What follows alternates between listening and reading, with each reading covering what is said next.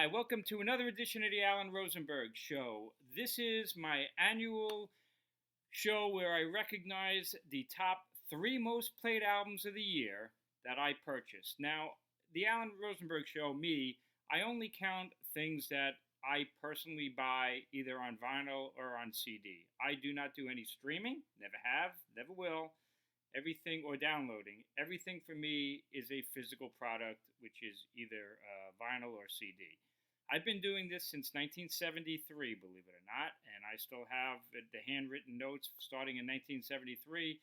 And I have this computerized database. I know exactly when I bought every single album that I own. And since 1973, I've rated the most played albums for that year, and then what I call the best new artist, which is the first time I discovered that band. So it's kind of a cool database that I have. So let's start into 2021. These are my most played albums. That's how I qualify the best. I could analyze and we could discuss, but at the end of the day, what did I listen to the most? And that's how I judge it. So here's some runner-ups. Some of my most played albums of 2021. Peter Frampton released an awesome instrumental album called Frampton Forgets the Words. This is the second time he's done something like this. He had previously done one called Fingerprints, which was pretty much all original music with a couple of exceptions. This is an album he did of covers, and it's awesome. Frampton's a very jazzy kind of player, so in a way, it's kind of like jazzy instrumental versions of a lot of really famous songs. It's just really a really good listen. Check out Reckoner, which is a Radiohead tune. His version of Roxy Music's Avalon is great. George Harrison's Isn't It a Pity is awesome.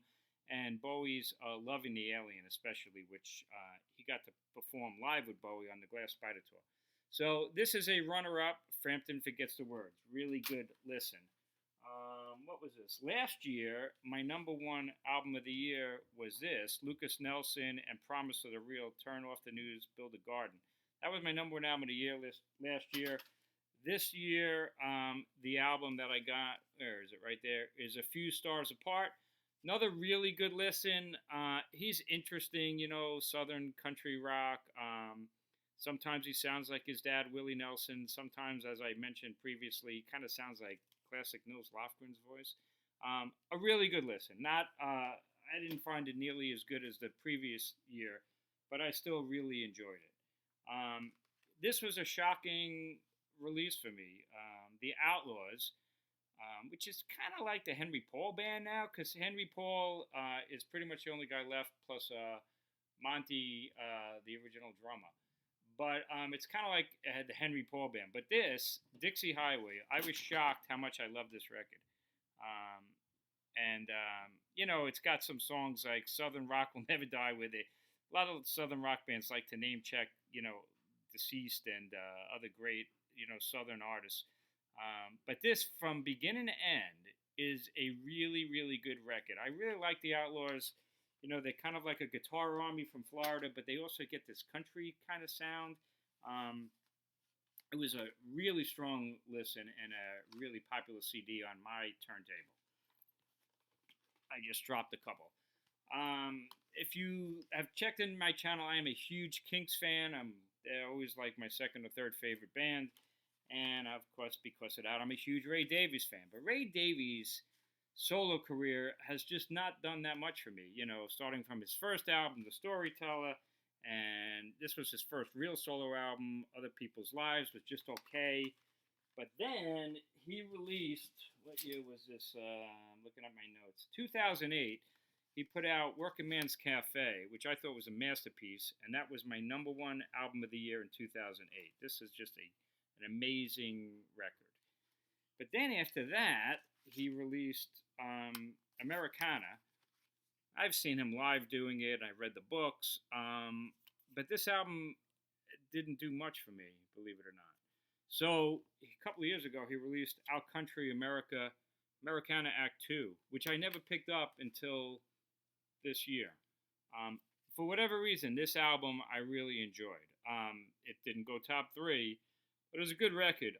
It's an interesting listen because he narrates in between the songs, and it's kind of like a soundtrack to his Americana book, where he talks about his life in America and the shooting in New Orleans. But this is a really good set of songs. The Real World, which is a great track, actually was originally done on this album, the one that was the number one album of the year for me. But he does a couple of covers. Muswell Kills is kind of a rewrite of Muswell Hillbillies, which is a great classic song. Um, Oklahoma is on here. Oklahoma USA is from Muswell Hillbillies originally, but it's a good listen. It's not top three, but I thought it was the best Ray Davies album except for the Working Man's, the number one album. What else did I get this year? If you know me personally, a lot of people know I am a huge Wishbone Ash fan, and Wishbone Ash put out Coat of Arms. Nice to see him on SPV, a fairly good-sized independent label. Was a good release. I liked it. A couple of great songs on there. Floriana's great. It's Only You I See was real good. But, the problem with it, I feel, and the one they did before was Blue Horizon. That was a strong one. But it's the same problem with all these latter-day Wishbone Ash albums, like Elegant Stealth and Power of Eternity and Bonafide. I take my hat off to Andy Powell. He's the only original member left, and he's never stopped, doing Wishbone Ash. And every time they play, I'll see them, and I buy all their albums. And the problem is Andy Powell's not a great singer, and is okay, but Wishbone Ash, even in their heyday, their weakest point was their vocals, but they had three vocalists, so you didn't really ever get bored. But on the Wishbone Ash under Andy Powell, it's only Andy Powell's voice, and for my taste, they're good songs. The guitar work is great, the playing is great, but it just loses my interest to a certain extent. But this was another good record from Wishbone Ash, Coat of Arms. Not top threeable, but good record. All right, let's start digging into the top three. These were the albums that I played the most in 2021. Number 3 was a surprise for me. The Pretenders' Hate for Sale. Now, this album actually came out in the year before 2020. For me, it's how much I listen to an album. I got it in 2020, but I played it the most in 2021. And this is a great Pretenders album. It's a really good album. First of all, it's only like 30 minutes long, which I love. So there's very little fat on this album. And I always used to say, albums are too damn long. Less is more sometimes. This album sounds like a really good Pretenders album. And that's not always the case with the Pretenders and Chrissie Hynde. A lot of their recent albums, Alone, and especially this one, Break Up the Concrete, and even going back to like Viva El Amor and Loose Screw, it's a fine line between Chrissie Hynde being Chrissie Hynde solo and the Pretenders. They always have a revolving lineup, and except, if Martin Chambers is in the band, he's the original drummer, but he's not always on the albums either. And then sometimes she does solo stuff. This was a really good solo album, Stockholm. She does side projects. In 2010, the number one album of the year for me was this album that nobody seems to know, Fidelity, which was J.P. Chrissie and the Fairground Boys. This is an incredible album. This was the number one album of the year for me in 2010. So you kind of like, what makes a Pretenders album? What makes a Chrissie Hynde? I don't actually know anymore. But this new one, Hate for Sale, sounds like a really good Pretenders album. The title track, Hate for Sale, is a blistering track. The buzz is amazing. If you are familiar with the original Pretenders, it kind of reminds me of Kid from the first album. It's just you Can't Hurt a Fool is an amazing track. She's such a great singer. There's just a lot of really good tones on it. I Didn't Want to Be This Lonely is fun. Crying in Public's a nice ending. I'm not a big fan of Junkie Walk.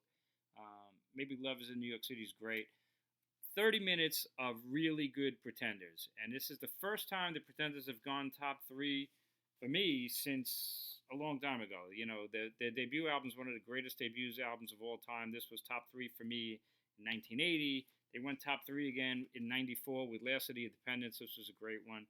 And they haven't gone top three since. So welcome back to the top three for the Pretenders. Also, Chrissie Hynde this year released this one, Standing in the Doorway. Chrissie Hynde sings Bob Dylan. This is a really cool listen. It's really just her on acoustic guitar, and then you could hear they overdubbed.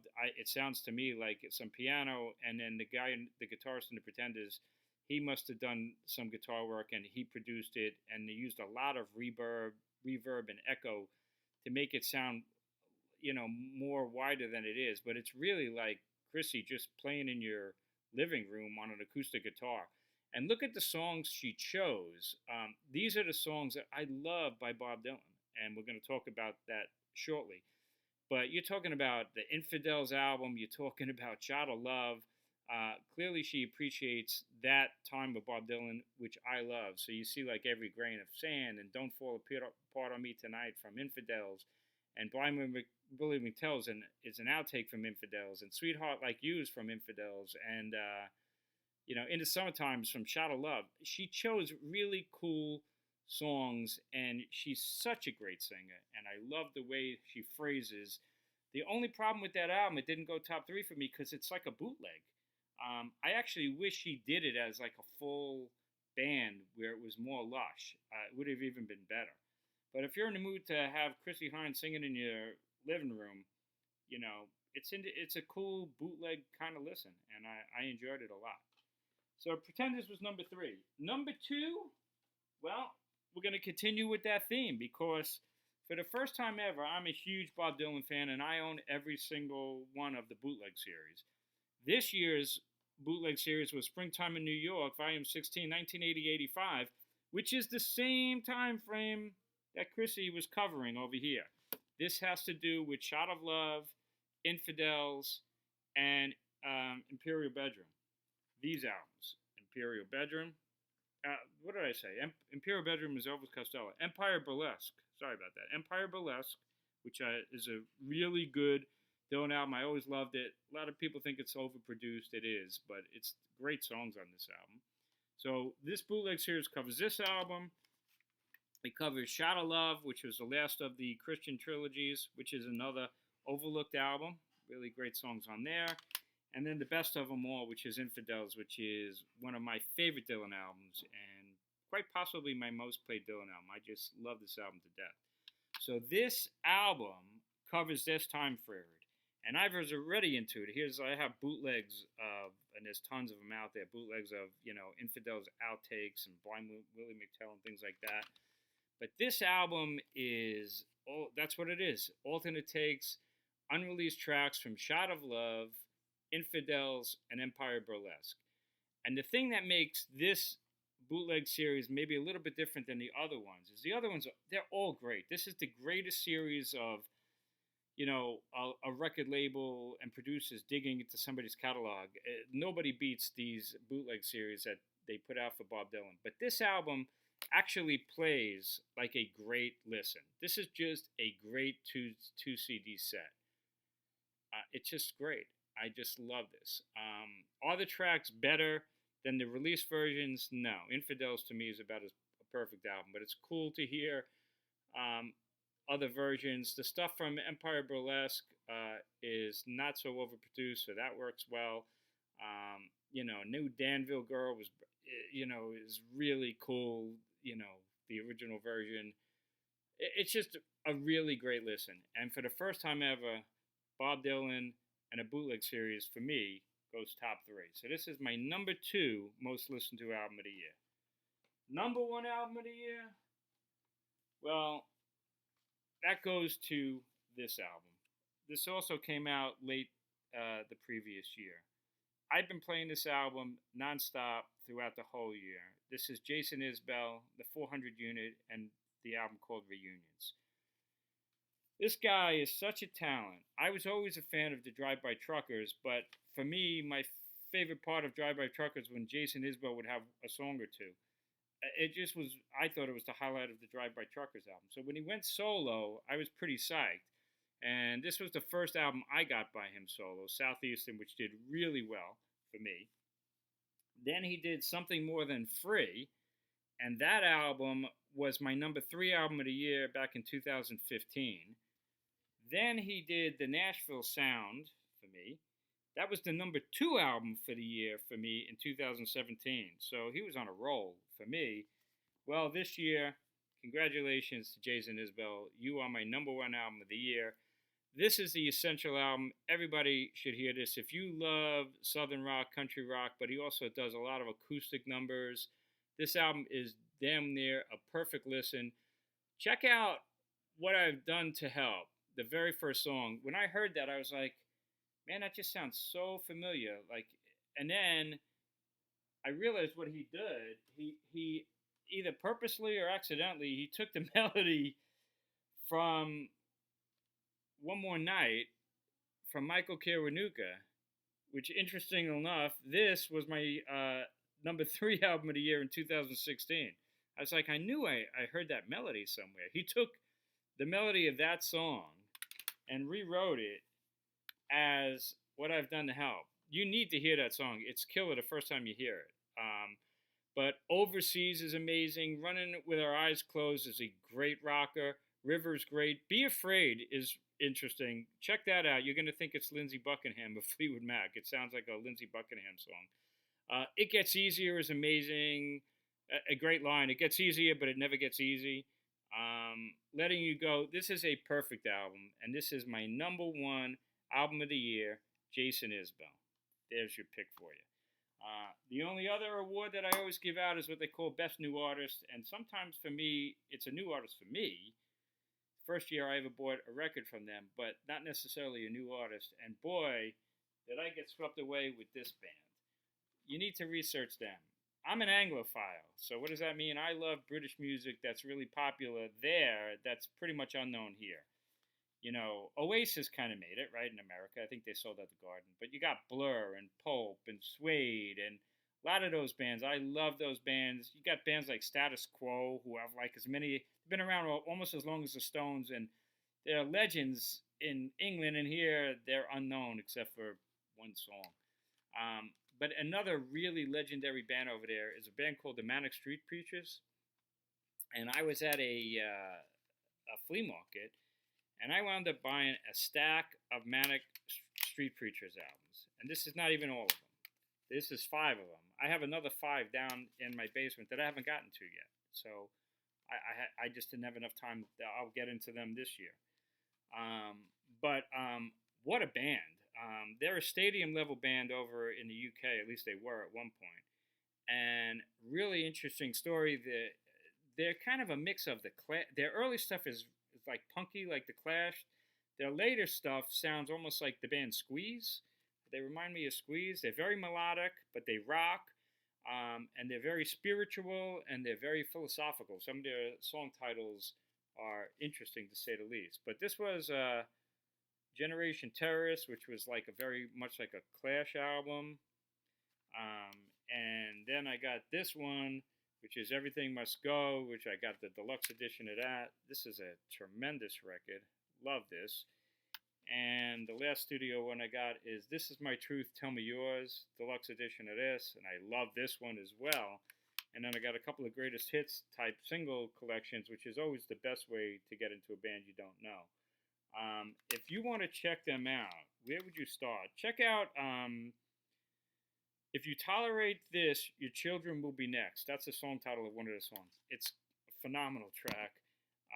There's so many of them. Oh my God. They're By the Grace of God, Australia, You Stole the Sun from My Heart, Tsunami, Masters Against the Classes, just tremendous stuff. One of the really cool things, The Everlasting is great. There's so many great songs. One of the really cool things you might want to check out, see that song called Suicide is Painless, theme from MASH.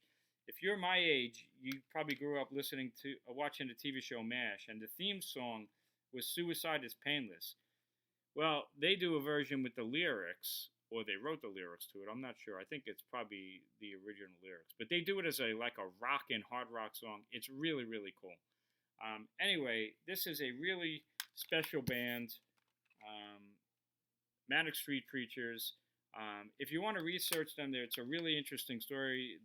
Their original member, Richie Edwards, was their lyricist, and he suffered from severe depression and other issues, and he used to cut himself. And there's very famous footage where he's being interviewed by a magazine, and they question if they're the real deal, and he cuts himself to the bone while he's being interviewed.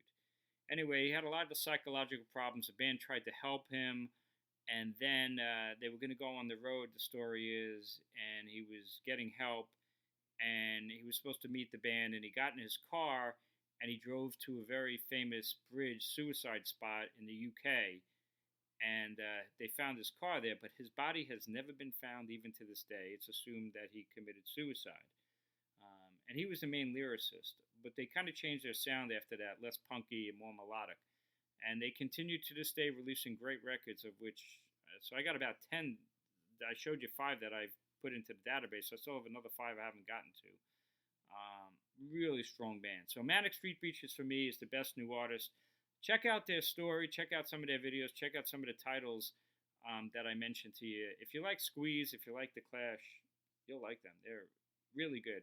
And another criminal kind of thing, how so many great bands in the UK that just never made it here for whatever reason. So anyway, thanks for tuning in. There is my annual top 3. If you're still tuning, you want to know how I do these things. Again, everything has got to be bought.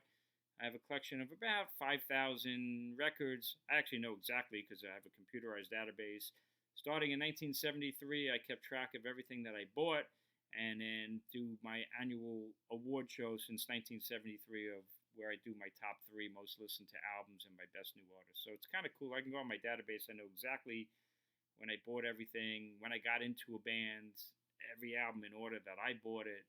It's kind of I guess it's kind of original. I don't know if anybody else has something like this, but it's something that's, I guess it's like OCD in music. The other thing that I do is my goal is not to have the biggest collection of music, although 5,000 records is a lot. The goal is to know everything I have.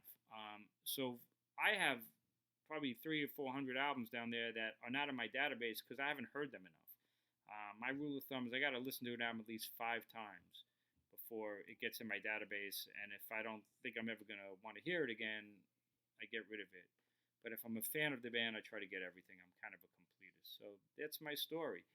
But I used to publish a little fanzine with these things at one point when I was in high school, and I used to put it on Facebook, and then somebody said, hey, try a YouTube channel, which is what I'm trying to do now. So if you're enjoying my videos, hit subscribe, tell your friends, and hopefully I'll help turn you on to some great music that you don't know. And have a happy new year, and be safe, and hopefully 2022 will be a better year than 2021. Take care.